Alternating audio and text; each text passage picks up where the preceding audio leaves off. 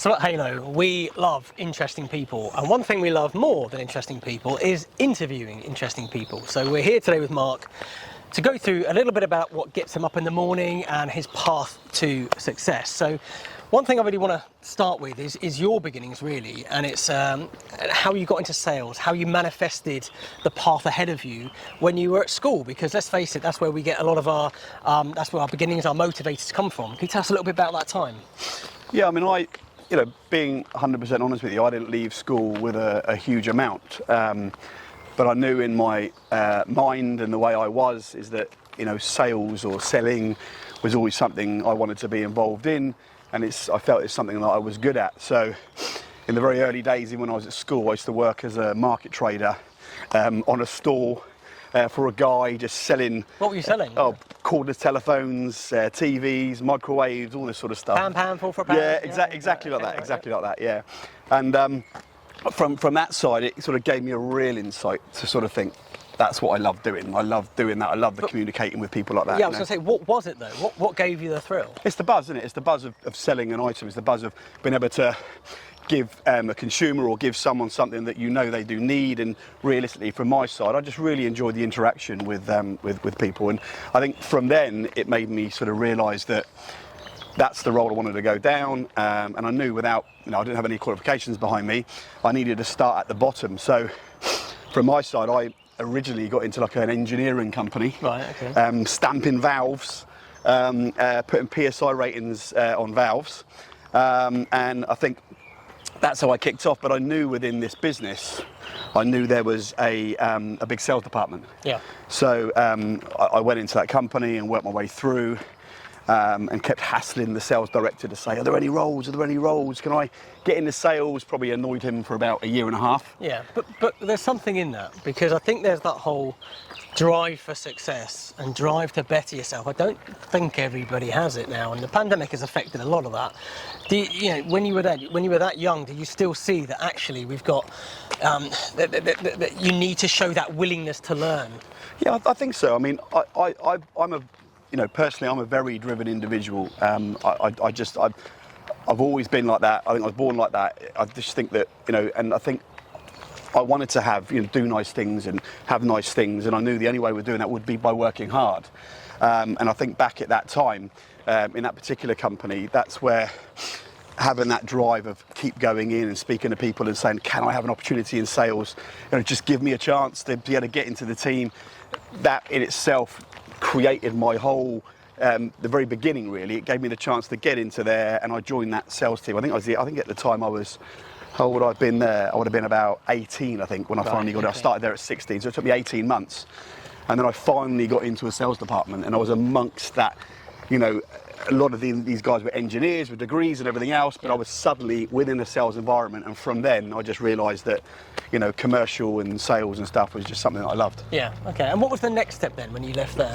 Well, I think one of the things that I did is that within that business, and people that might hear this now will probably laugh, because I was still very young, and I think I was sort of pushing to try and get into this sort of sales department. And then from there, I wanted to then realise, and I thought, you know what, I see these guys turning up in, at the time, probably a brand new Cavalier or whatever, and thinking, oh my God, I want to have a company car, I want to have this, I want to have that. So again, that drive from my perspective made me go to the sort of hierarchy and say, how do I become that?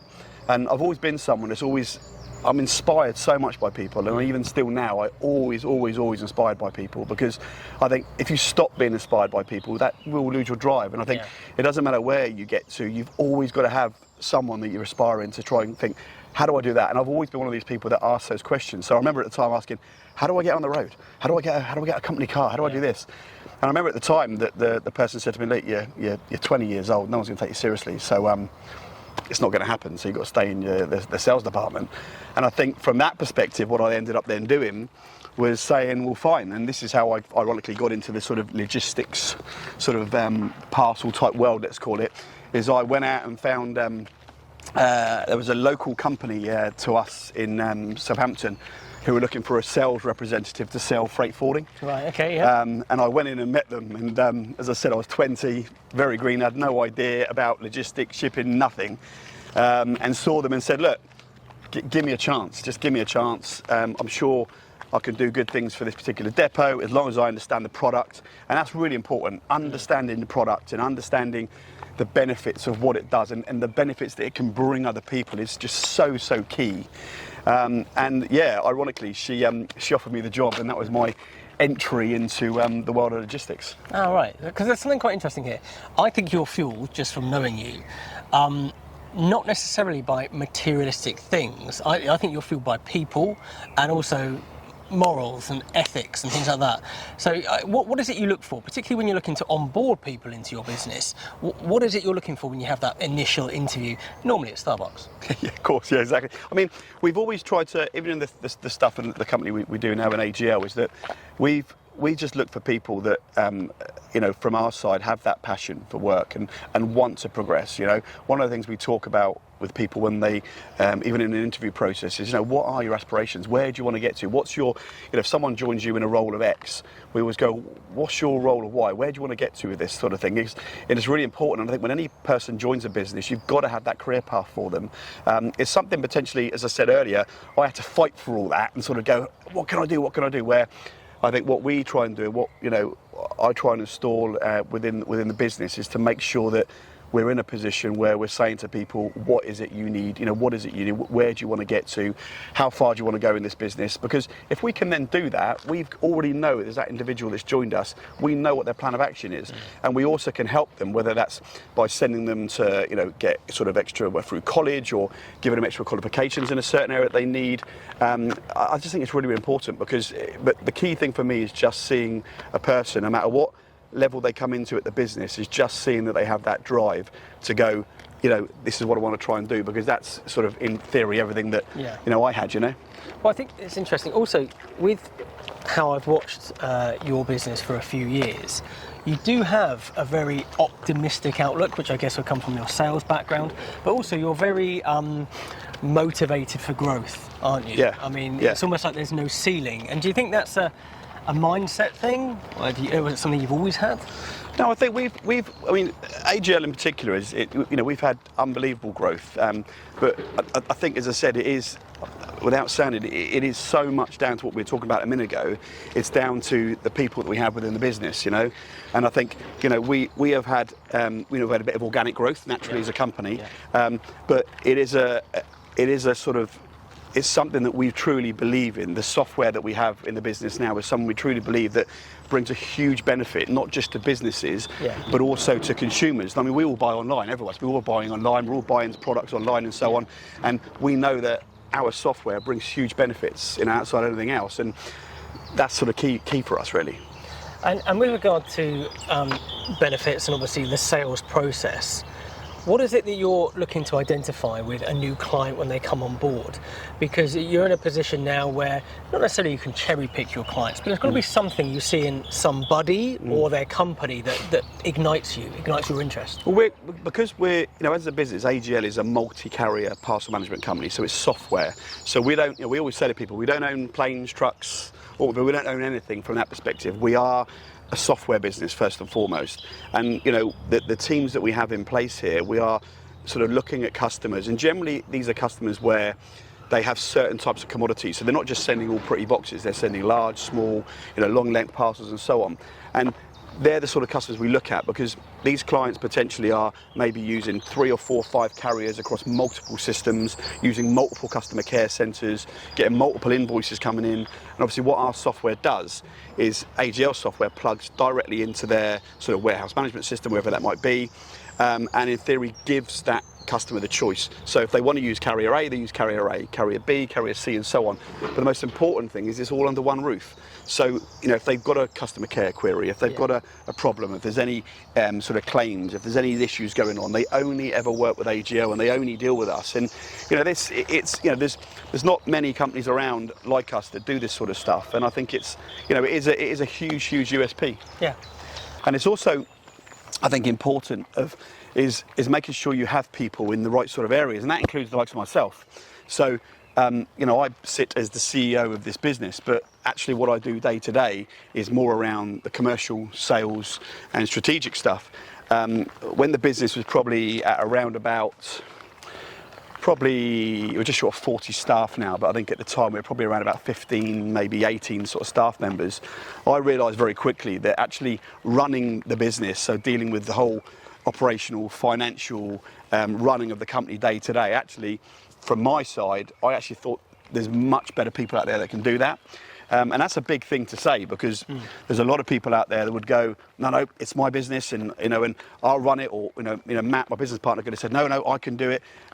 We actually looked at that, the pair of us, and said, actually, there's although I'm sat there running the business, was more important that we had someone that could take the business forward outside of us, because what it was actually doing was running the business day to day, was sort of making myself in particular not be able to do any sales, which is what I love, as we spoke about in this interview. Couldn't do any sort of commercial stuff, no strategic stuff. It was more doing with running the operations of the business and dealing with HR and dealing with the day-to-day financials of the business, which is something that, there was other people out there I felt that were way, way better than me that could do that. So 2 years ago, we brought in a managing director, Chris, and he come in and he's far better at doing it than I am. But what we saw then, sort of 2.5 years ago, probably one of our biggest growths has been since he's come into the business. And one, because he's taken over running AGL from a day-to-day perspective, but actually what it's freed sort of myself up and freed Matt up to do is all the stuff that actually we sort of specialise in, which is growing the business, coming up with ideas, strategic stuff, creating new ideas for the software developers and stuff like that. And that's what we've done now. And when you talk about sort of how a business, or what a business looks like in the future, AGL, in my opinion, is going to be and continue to be a hugely successful company, and that's because I believe that myself and Matt have put the right people in place. And is that what really triggers the culture of the business? Because there is a strong culture at AGL, isn't there? Sort of teamwork, innovation, customer experience team is paramount. Yeah. Well, I mean, everyone's treated the same, so there's not, and I'm not saying in other businesses it's not like this, but there's no egos in AGL. There's nothing like that. There's no, we're a team, and we've got the, sound corny, the hashtag Team AGL that we've got. But there are no egos in our business. There are no one trying to be something, because we knock that out very, very quickly to make sure that doesn't happen. So that's what I think creates that team mentality. We do lots of events, and we're looking to try and do more events. We do lots of incentives for the staff. We try and make the culture within the business a really nice place to come, because as everyone always says, you spend most of your time in work. So if you're getting up every morning and you're not wanting to come into work, then part of that is a huge issue. So that's why we spend a lot of time making sure that the people within the business, and we ask them all the time. We say, what other things do you think we could do? Is there events you think we could go to? And one of the things with these new people that have just joined the business, one of the questions that was asked in the interview was, what sort of events do you have within AGL? What sort of team interactions do you have? So it's a big part of any business now. And I think having the right culture in the company is, once again, crucial to any success. So Mark, I'd definitely like to get an idea of your measurement of success. Somebody much smarter than me once said success is a journey. And so when it comes to kind of AGL first and then yourself, what do you see as a success? It's a hard question, because I think with success, you could look at our business now and go, we've done all right, we're doing well, we've got a nice number of employees, it's a nice business, we've been successful in creating that company. I think the drive in me probably wants to take the business further and further and further. What realistically success looks like within AGL is really hard to say, actually, because from my side is that I just want to continue to grow the business as big as we can get it in a structured way.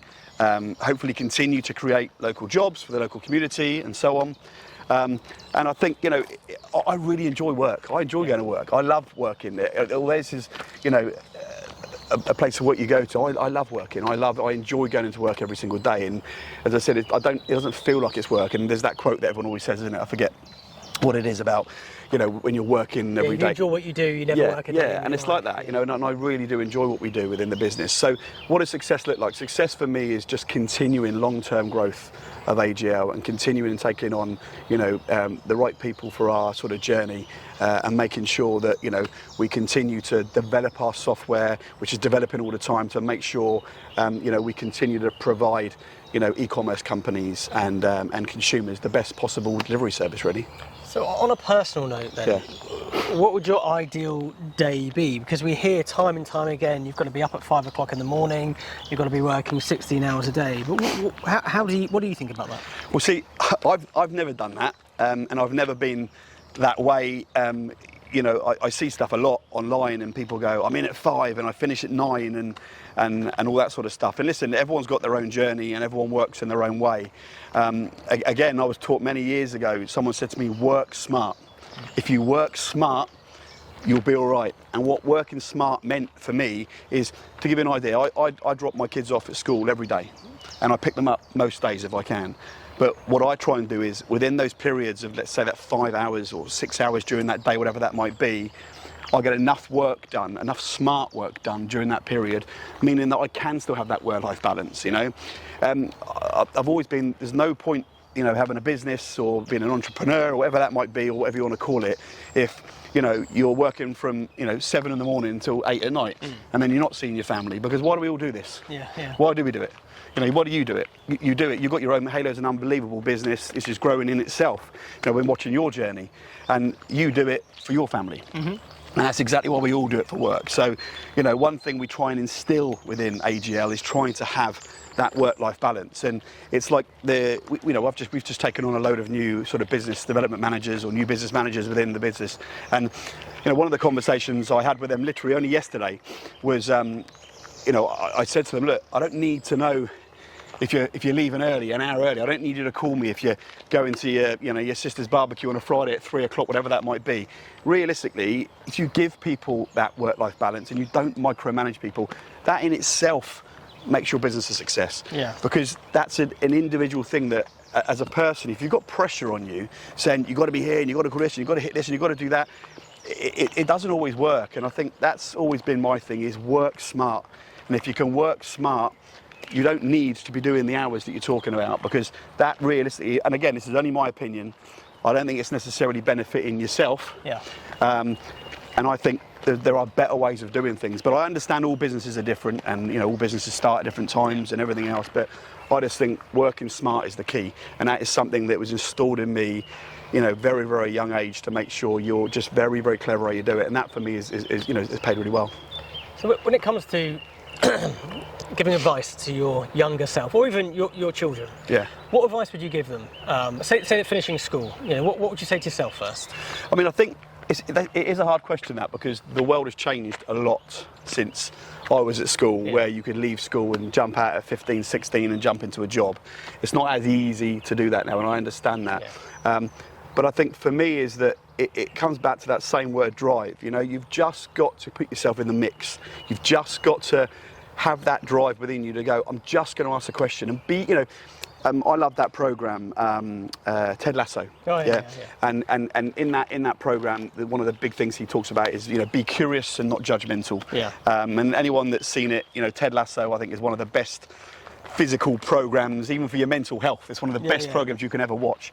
And I think for me, it's very much around that. It's that, you know, I would be saying to anyone is that, you know, my children or whoever, I'd be saying, just from your side, always be curious of everything. Always look at stuff and go, you know, if you see someone that's doing well, or if you see someone that's in a position where they're in a job that you like, or you see something, you know, explore that. You know, drop a message, drop an email. You know, speak to them, approach them in the street, all this sort of stuff, because it's always people in the world these days that they might see someone who might be, I don't know, wearing a nice suit or driving a nice car or got a nice watch on, whatever, and they'll be judgmental about that, and they'll go, oh, look at him or look at her or whatever that might be.